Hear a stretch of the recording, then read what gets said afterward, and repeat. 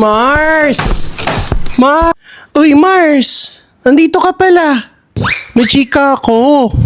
Si Crush. Nag-message sa akin, sabi niya, "Good morning." O tapos, anong ginawa mo? Hala, kinilig ako sobra. OMG, ni-screenshot ko. Ay nako, ako nga eh. Yung crush ko noong 2015, nilike yung photo ko. Totoo ba yan? Siyempre, ni-screenshot ko. O alam mo ba, Mars? Grabe. Sa dami ng problema ngayon, parang traffic sa EDSA ng pagkahaba-haba.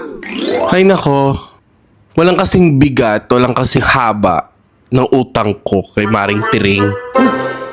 Oh, ready ka na ba mamaya? Yes, Mars.